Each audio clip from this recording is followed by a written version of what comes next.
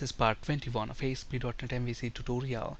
In this video, we'll discuss including and excluding properties from model binding using bind attribute. Please watch part 20 before proceeding with this video. In part 20, we discussed achieving exactly the same thing by passing a string array as a parameter to this update model function. Notice that here we have a string array with name property, and this string array specifies an exclude list. By passing the string array to this update model function, we are telling the default ASP.NET MVC model binder to exclude name property from model binding. We have also discussed using another overloaded version of update model where we have specified an include list. So this string array here specifies an include list, and notice the properties ID, gender, city, date of birth. So by passing the string array to this update model function, we are telling the default ASP.NET MVC model binder to include only these properties in model binding. Instead of using string array, we can also use bind attribute to achieve exactly the same thing. Let's see how to do that. I'm going to make a few changes to this controller action method. The first change is I'm going to get rid of this ID parameter and then use employee object as a parameter. So this employee object is going to receive automatically the posted form values, and then I'm going to specify the bind attribute right here. And then notice that this bind attribute class has got two constructors. The second constructor has got some named parameters, and look at this, we can specify our include and exclude list.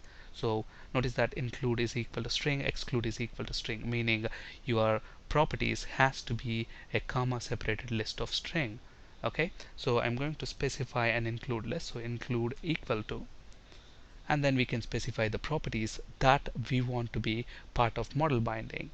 So I want ID, gender, city, and date of birth. So let's copy that and specify that as our include list. Okay, so now we are passing in employee object. We got rid of that ID parameter, so obviously this line will throw a compilation error because we don't have that ID parameter anymore.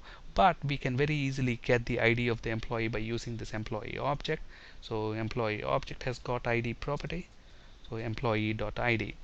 And look at this, when we have we have told the default ASP.NET model binder to only include this properties in model binding. So it's not going to bind name property.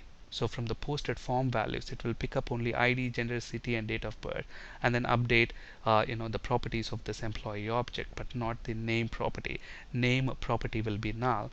And then if we pass this employee object to the database, to the save employee method, it will be saved to database, and the name will become null. But that's not what we want. We want to retain the existing name of the employee. It's just that when somebody goes to edit view, we don't want them to be actually changing the name of the employee there.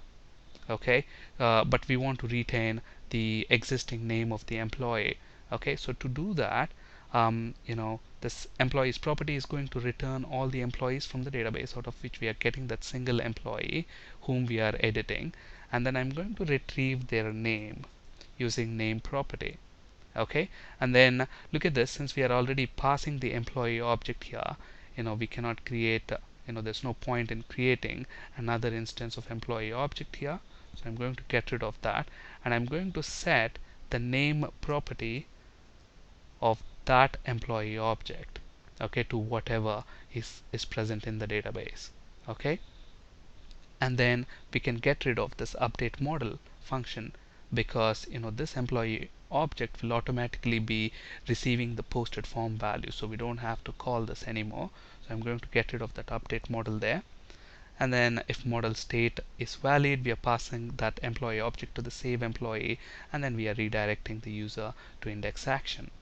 Alright, if there are any model state validation errors, we remain on the same view and get the opportunity to see those validation errors so that we can correct and submit the form once again. So with these changes, let's go ahead and run this and see if it's going to work as expected. So I go to the employee tab, edit action, and I'm going to edit the first employee, and let's click on save and see what's going to happen. Look at that, it says the name field is required. Why is that? That's because, you know, the default ASP.NET MVC model binder is only going to bind ID, gender, city, and date of birth from the posted form values. It's not going to update name property. So when it gets to this line, model state.isValid, it's going to check, okay, I didn't bind name property to this object. Okay, but then if you look at the employee class within our business layer, we have got this employee class. If you look at this employee class, we have decorated this name property with the required attribute, and the default model binder did not bind a value for that property. So that's why it throws false, you know, it returns false. Model state.isValid is going to return false. Okay, so how to get rid of this error? One way is to simply get rid of this required attribute there. With that change, let's go ahead and run this and see if we get the same error. So let's navigate to employee controller edit action, and we are editing employee with ID is equal to 1. Let's click save and see if it's going to get saved. So the save is now working. We are not getting any compilation errors. Let's edit, change some data. You know, let's change the gender to female, let's change the city to London, and let's save it. So the update is working as expected. Now let's actually fire up Fiddler and let's try to generate a post request. Okay, so it's asking me, you know, there's a new version of Fiddler. Do I want to upgrade? Not now. Let's delete the existing request there. Let's generate a post request by clicking on the save button. So we have this is the post request. So I'm going to go onto the Composer tab, drag and drop this post request. Okay, and let's change the name as well. So I'm going to change name from XYZ to, let's say, ABC, gender from female to male, and let's change city from London to Chennai.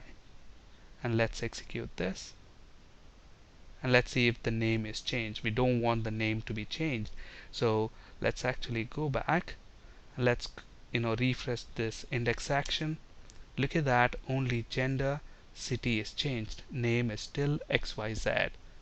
Okay, so we are able to specify our include list using bind attribute instead of passing a string array to update model function.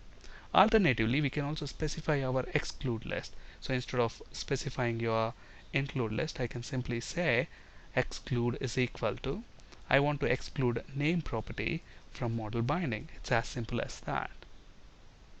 So we can either include and exclude properties from model binding by passing string array to update model function, or the second way is to actually use bind attribute and specify your include and exclude list.